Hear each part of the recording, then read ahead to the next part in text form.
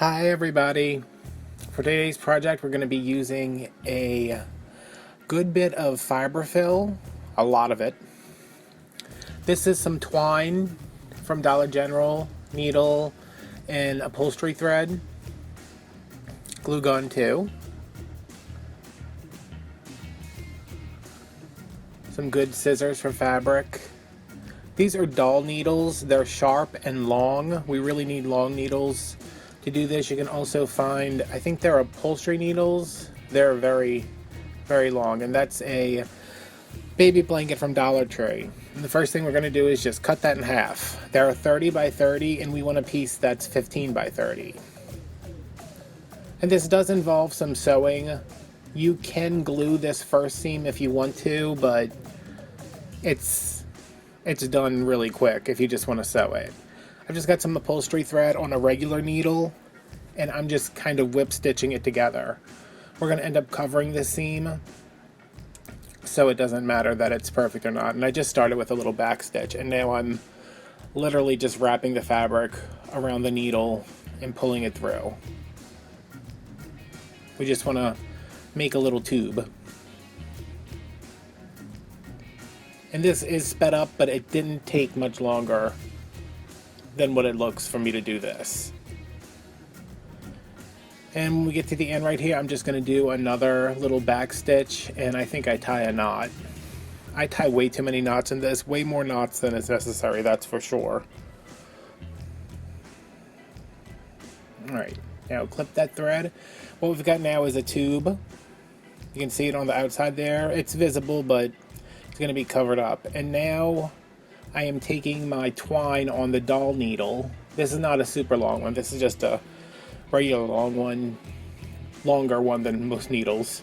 And I'm just doing gathering stitches. I'm basically putting a drawstring in this, and I struggled a lot with this string because the fabric is not woven. It's like, I'm guessing it's a fleece or something, but I just put a drawstring gathering across the top, and that's on the bag is flipped outside now, and I'm just tying that up. I keep referring to it as a bag. The tube is with the seam side out, and this is the inside that I'm working on right now, and I'm just tying a couple of knots to get this real tight. Cutting off a knot right there, yanking it, and cutting it off. And now I'm flipping it again so the right sides are out. So there's the one we just did, and you can see the seam on the side there. And we're doing the same thing across the top. Just back and forth. I think I went about the edge of every square and in the middle of every square, so it was like 3 stitches per square.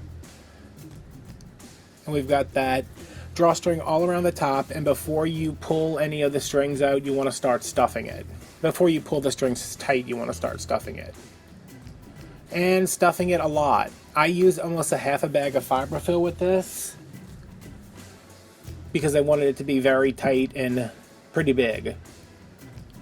So I'm getting it in there, trying to get it evenly distributed, and as I'm stuffing it down, I'm pulling the strings tighter, and you can see right there, I'm trying to show you how big it is. Pull, pull, pull, and tie about 15 loops.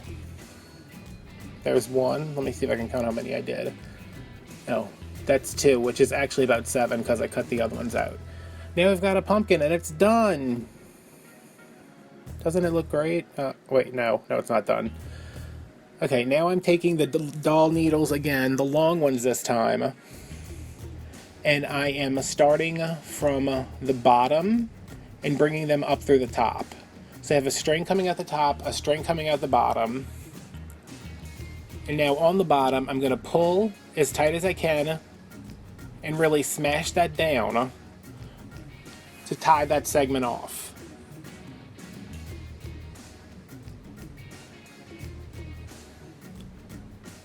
See, it made that little segment. Now I'm doing the same thing opposite it. You can do 5 segments on here. This one has 6. I don't know why I chose 6, but I did. So there you go. You're pulling it really tight again, and you're going to see that kind of squishes everything down, and the more you pull it and the more segments you put in, the tighter it's going to get, until that's what it looks like with all 6 segments done. And I fluff this around a lot and squish it down to try to even everything out.